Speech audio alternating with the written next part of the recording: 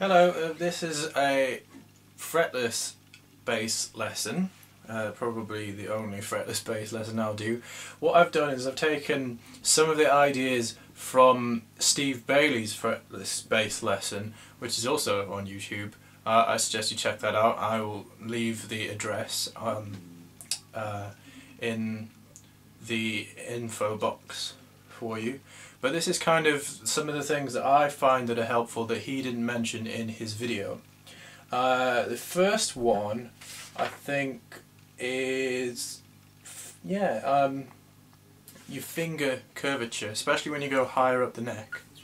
Now, most bass players, when they start, they normally have very flat fingers, like this, really quite flat. Especially like that, which I think is horrible. Now, on a fretted bass, it doesn't really matter so much because, well, the fret is it's there to it's a definite pitch of that note. If you're in tune, of course. Make sure you're in tune. That's one thing. But with fretless bass, it's best to have your fingers curved like this. See, they're slightly curved. See? Slightly curved. There's a curvature in the finger. And this helps with tuning, intonation purposes, especially the higher you go up the neck, where the spacing between the notes, where the frets would be, is a lot smaller.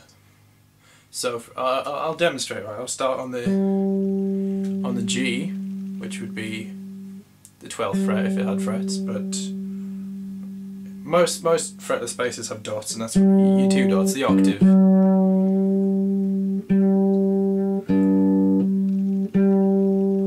Right, and I will demonstrate just a little exercise. It's just using your first, your fourth, your third and your fourth finger, and I'll demonstrate it using flat fingers and using curved fingers, just to show you the differences with flat fingers. And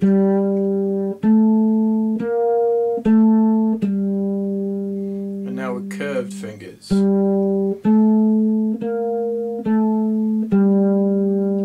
Now you can only notice a slight tonal difference, but it does give you that a much clearer sound, and it's a good technique to learn anyway, even if you're playing fretted bass.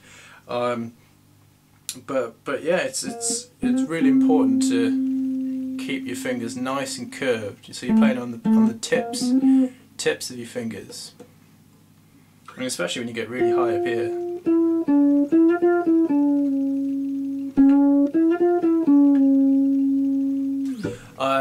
So that's one thing to think about: curving your fingers and playing on your fingertips, especially higher up the neck.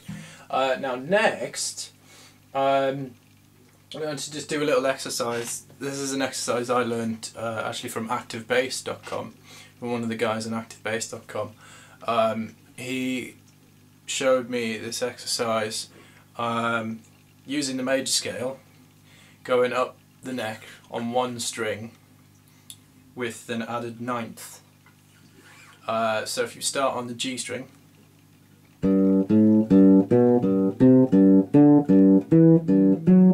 there's your ninth and octave, okay? And then do that on the D string.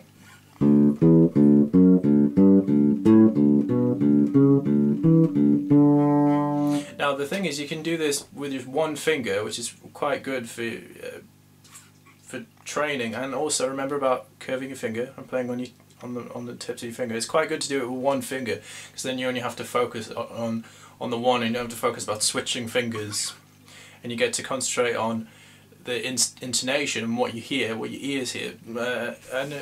I'm reiterating what Steve Bailey says: you play with your ears, not your eyes. Your ears and your hands, not your eyes. So yeah, you can do that on each string. So on the G string, G major scale, with 9th, major scale on the D string.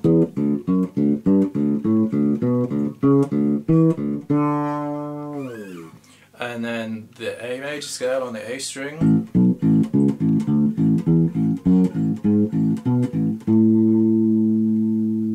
Now notice if I'm slightly out of tune, I will slide into it.